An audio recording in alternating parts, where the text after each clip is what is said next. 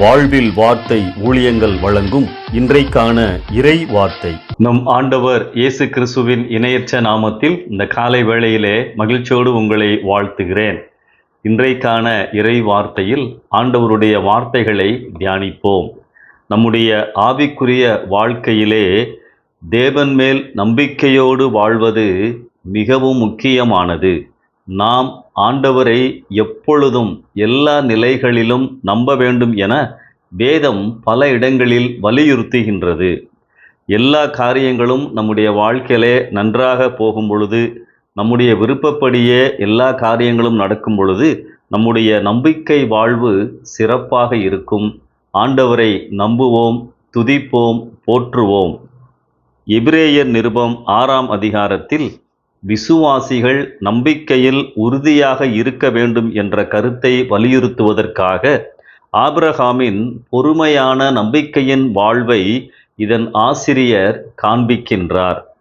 ஆபிரகாமின் நம்பிக்கையை அதிகரிக்க தேவன் செய்த காரியங்களையும் இதன் ஆசிரியர் நினைவுபடுத்துகின்றார்.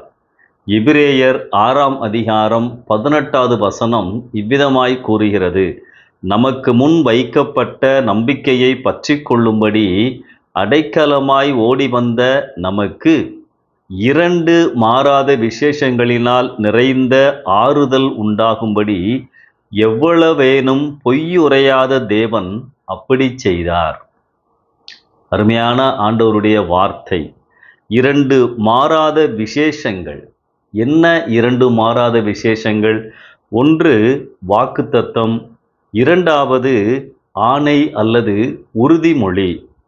ஆதியாகமம் 12ஆம் அதிகாரத்தில் நான் உன்னை பெரிய ஜாதியாக்கி உன்னை ஆசீர்வதித்து உன் பேரை பெருமைப்படுத்துவேன், நீ ஆசீர்வாதமாய் இருப்பாய். இந்த வாக்குத்தத்தத்தை ஆதியாகமம் 22ஆம் அதிகாரத்தில் ஆணையிட்டு ஆண்டவர் உறுதிப்படுத்துகின்றார். 22:18 நீ என் சொல்லுக்கு கீழ்ப்படிந்தபடியால் உன் சந்ததிக்குள் பூமியில் உள்ள சகல ஜாதிகளும் ஆசீர்வதிக்கப்படும் என்றும் என் பேரில் ஆணையிட்டேன் என்று கர்த்தர் சொல்லுகிறார். ஆம், தேவன் தம் வாக்கை ஒரு ஆணையினாலே உறுதிப்படுத்துகின்றார். இங்கே தம் வாக்குத்தத்தத்தை ஆணித்தரமாக சொல்லி நினைவுபடுத்துகிறார். ஆபிரகாமின் சந்ததியார் ஆசீர்வதிக்கப்படுவார்கள். இந்த ஆசீர்வாதம் கிறிஸ்துவின் மூலமாக நமக்கும் வருகின்றது. ஆபிரகாம் கர்த்தரின் வார்த்தையின் மேல் சந்தேகப்படாமல் உறுதியாய் காத்திருந்தார். பொய்யுரையாத தேவன் என நம் ஆண்டவரை எபிரேய நிருபத்தின் ஆசிரியர் ஆபிரகாமின் வாழ்க்கையின் மூலமாக நிரூபிக்கின்றார். ஆம், ஆபிரகாமுடைய வாழ்க்கையிலே ஆண்டவர் உண்மையுள்ளவராக இருந்தார். ஆபிரகாமின் தேவன் நம்முடைய தேவன். அன்பானவர்களே, நாம் ஆண்டவருடைய வாக்குத்தத்தங்களுக்கு சொந்தமானவர்கள். இடையில் வரும் உபத்திரவங்கள், சோதனைகளில் விழுந்து விடாமல் இந்த நம்பிக்கையை பற்றி கொண்டு ஜாக்கிரதையாய் வாழ வேதம் நமக்கு வலியுறுத்துகின்றது. ஆம், நம்முடைய தேவன் பொய்யுரையாதவர். அவருடைய வார்த்தைகள் உண்மையுள்ளவைகள். தம்முடைய அன்பை சிலுவையிலே இயேசு உறுதிப்படுத்தி இருக்கின்றார்.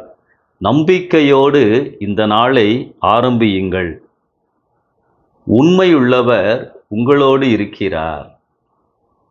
நேற்றைக்கு உங்களை வழிநடத்தின ஆண்டவர் இன்றைக்கும் உங்களை வழிநடத்துவார். தேவைகளை சந்திப்பார். நம்பிக்கையோடு இந்த புதிய நாளை ஆரம்பியுங்கள். ஆமென்.